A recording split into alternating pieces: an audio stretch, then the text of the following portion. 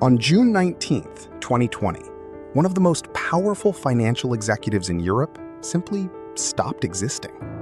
No goodbye, no press statement, no farewell email. One day, Jan Marsalek, chief operating officer of a company worth $20 billion, was there. And then, he wasn't. Interpol issued a red notice. Germany's federal prosecutors opened a warrant. Austria launched one of the largest manhunts in its modern history. They searched airports, they searched border records, they called contacts across 20 countries. Nothing. But here's where the story stops making sense. Because when investigators started pulling on the threads, the financial threads, the personal threads, the threads nobody was supposed to find, they didn't uncover a fraudster. They uncovered something far stranger. Secret meetings with foreign intelligence officers, classified documents that had no business being in a corporate executive's possession, a network of relationships that stretched from Vienna to Moscow to the Gulf states, and possibly further. Jan Marsalek didn't just vanish. It looks like he was prepared to vanish, and someone or something may have helped him do it. Let's start with what everyone believed. In the 2010s, Wirecard was the story. A German fintech company that had gone from nowhere to being worth more than Deutsche Bank, one of the oldest financial institutions on Earth. It was celebrated in boardrooms, praised in newspapers, held up as proof that Europe could compete with Silicon Valley. And Jan Marsalek was its engine. He wasn't the founder. He wasn't even a traditional executive. He had no university degree. He had no conventional career history. What he had was something harder to define, an almost supernatural ability to walk into a room and make people believe things. Former colleagues describe him the same way, again and again. Brilliant, charming, always 3 steps ahead. The kind of person who remembered the name of your assistant, your wife's birthday, the exact bottle of wine you'd mentioned once at dinner 18 months ago. He spoke multiple languages. He traveled constantly. He moved through Vienna, Dubai, Singapore, and Manila like someone who was equally at home everywhere, which is to say, someone who was truly at home nowhere. Here's the first thing that should make you pause. Nobody could fully explain what Jan Marsalek actually did at Wirecard. His official title was Chief Operating Officer, but colleagues say he operated more like a fixer, a deal maker, a shadow strategist. He made acquisitions nobody had approved. He cultivated relationships nobody had authorized. He traveled to places that had nothing to do with payment processing. And for years, nobody asked why. Here's the first thing that should make you pause. Nobody could fully explain what Jan Marsalek actually did at Wirecard. His official title was Chief Operating Officer, but colleagues say he operated more like a fixer, a deal maker, a shadow strategist. He made acquisitions nobody had approved. He cultivated relationships nobody had authorized. He traveled to places that had nothing to do with payment processing. And for years, nobody asked why. Now we need to talk about the money. Because before Jan Marsalek became a fugitive, before the intelligence connections, before the theories, there was a number. 1.9 billion euros. That was the amount Wirecard claimed to have sitting in bank accounts in the Philippines. Trustee accounts, held on behalf of the company. Auditable, real. Except they weren't real. When the auditors finally demanded proof, actual, verifiable bank confirmations, the Philippine banks said they had never held those accounts, had never heard of the arrangement, had no record of 1.9 billion euros passing through their systems. The money didn't exist. Think about that for a moment. Not a rounding error, not a misclassification. A sum roughly equivalent to the GDP of a small nation, simply invented. And here's the detail that should make your stomach drop. The Financial Times had been reporting suspicions about Wirecard's finances since 2015. 5 years. Wirecard's response was aggressive. They accused the journalists of market manipulation, they filed criminal complaints, they hired private investigators to dig into the reporters' personal lives. The company didn't just deny the accusations, it went to war with the people raising them. Which raises a question nobody has fully answered. Who was authorizing that war? Who decided that the correct response to financial journalism was investigation, intimidation, and legal assault? The name that keeps appearing in the documents? Jan Marsalek. Here is where the story begins to change shape. As investigators dug into Marsalek after his disappearance, they expected to find what you'd expect from a financial fraudster: shell companies, hidden accounts, falsified documents. They found those things, but they also found something else entirely. Jan Marsalek possessed classified intelligence reports. Not summaries, not news articles, actual classified documents, the kind that circulate between intelligence agencies. Reports about the poisoning of Sergei Skripal in Salisbury, England, the nerve agent attack that sent shockwaves through European security services in 2018. How does a payment processing executive obtain classified intelligence about a Russian assassination operation on British soil? Austrian investigators asked that question. British investigators asked that question. And the answer they came back to repeatedly was the same uncomfortable one. He may have had help getting them. But from whom? The Austrian Domestic Intelligence Service, the BVT, was in chaos during exactly the period when Marsalek was most active. There were internal leaks, suspected penetrations, a scandal that led to raids on the agency's own offices. And Marsalek had contacts inside Austrian intelligence. That much is confirmed. The question is what those contacts were giving him and what he was giving back. In 2017, Jan Marsalek traveled to Libya, not for a business conference, not to open a payment processing office in Tripoli. He traveled to meet with figures connected to the Libyan civil war. He reportedly discussed a plan to deploy private security forces. He expressed interest in the logistics of moving large numbers of people across borders, a topic that had almost nothing to do with processing digital transactions. When this emerged after his disappearance, investigators struggled to explain it through any normal corporate lens. The theory that started gaining traction was this: Wirecard was not just a payments company. For some people, possibly including Marsalek himself, Wirecard was a vehicle, a way to move money, build relationships, and operate in places that a government agent couldn't operate openly. This is a theory. It is not a confirmed fact. But consider what it would explain. It would explain why a company under growing financial suspicion was being protected from scrutiny. It would explain why Marsalek had access to intelligence documents.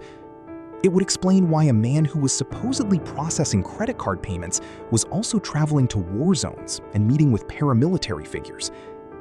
It would explain why, when he finally disappeared, he seemed to do it so cleanly.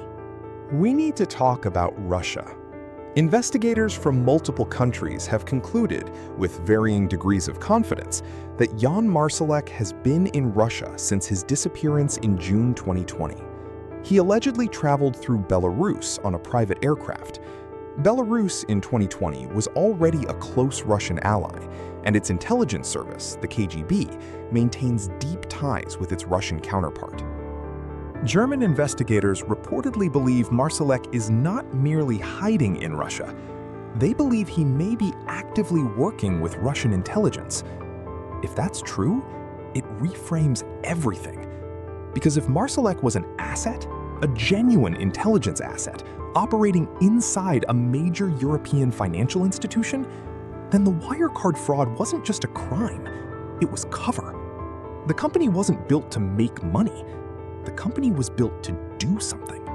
Move money across borders without leaving clean traces?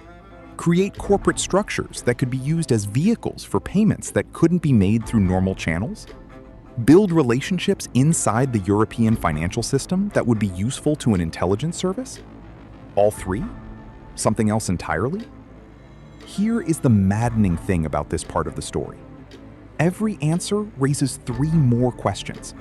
And some of the people who might have those answers are either dead, unreachable, or bound by secrecy agreements they cannot legally break. Let's think carefully about the mechanics of his disappearance. On June 18, 2020, German prosecutors announced they wanted to question Marsalek. The Wirecard collapse was accelerating. The company would file for insolvency within days. He was about to become the most wanted financial fugitive in European history. Within 24 hours, he was gone. Not gone like someone who panicked and ran. Gone like someone who had a plan. He left Austria on a private aircraft. The flight logs point toward Belarus. And then, nothing. No confirmed sightings, no financial traces, no communications intercepts. Nobody just disappears that cleanly. Unless they have help. Real professional help. The kind of help that knows how to sanitize travel records, establish new identities, move a person across borders in ways that leave no trace. That's not the help you hire from a criminal underworld. That's the help that comes from a state apparatus. Austrian intelligence officials have stated in guarded terms that they believe Marsalek had been compromised, that he was working for a foreign intelligence service before his disappearance, and that the disappearance itself was organized and executed by that service. They are careful not to say which one. They don't need to. Here is what makes the Marsalek case genuinely different from other financial fraud cases. Most fraudsters are isolated. They build walls, they avoid scrutiny, they stay away from people who might ask hard questions. Jan Marsalek did the opposite. He cultivated relationships with security officials, intelligence officers, politicians, and diplomats across Europe and the Middle East. He attended events, he hosted dinners. He was, by all accounts, one of the most connected private citizens in European business. The question isn't why he had those relationships. The question is what those relationships were for. In Austria, he had connections to officials inside the domestic intelligence service. In Germany, he had relationships with political figures who helped fend off regulatory scrutiny of Wirecard. In the Gulf, he had contacts in government investment funds and security agencies. In the Philippines, in Singapore, in London. Everywhere Wirecard operated, Marsalek had cultivated personal relationships with people who mattered. Was that good business development, or was it something more deliberate? There are investigators who believe Marsalek was, in effect, running an intelligence operation from inside a corporate structure, building a network, identifying useful contacts, passing information, possibly receiving it. And if that's what he was doing it for years, in plain sight, while everyone around him saw a charming, successful executive who was very good at his job. The Financial Times first raised concerns about Wirecard's finances in 2015. Irregularities in the accounts, payments that couldn't be verified, revenues that didn't match transaction data, a pattern of acquisition and restatement that suggested numbers were being moved around rather than genuinely earned. Each time, Wirecard responded with fury. They filed criminal complaints against the journalists. They hired private investigators, including a former British intelligence officer, to surveil and investigate the reporters covering them. They lobbied German regulators. Germany's financial regulator, BaFin, actually opened an investigation, not into Wirecard, but into the journalists for allegedly manipulating the market by publishing critical coverage. The financial establishment closed ranks around Wirecard. Why? There are mundane explanations. German national pride in a homegrown tech success story. Regulatory capture. The natural human tendency to see what you want to see. But there is a less mundane explanation that investigators have not fully ruled out. If elements within the German or Austrian security establishment had an interest in keeping Wirecard operational and unscrutinized, because they were using it or because an allied service was using it, then protecting the company from journalism would make a certain terrible sense. This is, again, a theory. But it is a theory that senior German parliamentarians have raised, in public, on the record, and nobody has definitively refuted it. Let's return to those intelligence documents. In 2018, 2 Russian agents, later identified as officers from Russian military intelligence, the GRU, traveled to Salisbury, England, and poisoned Sergei Skripal, a former Russian double agent, with a military-grade nerve agent called Novichok. The attack nearly killed Skripal and his daughter. It did kill a British woman who accidentally came into contact with the poison. It triggered a major diplomatic crisis between Russia and the West. And Jan Marsalek, the COO of a German payment processing company, had detailed intelligence documents about the operation. This is not a rumor. Austrian authorities confirmed it. He reportedly showed these documents to associates, apparently as a demonstration of his access, as a way of saying, "Look what I know, look what I have." Think about what that means. It means Marsalek was not just passively receiving intelligence, he was using it, displaying it, leveraging it as currency in relationships. That is not what innocent people do. That is not even what normally corrupt people do. That is what intelligence assets do.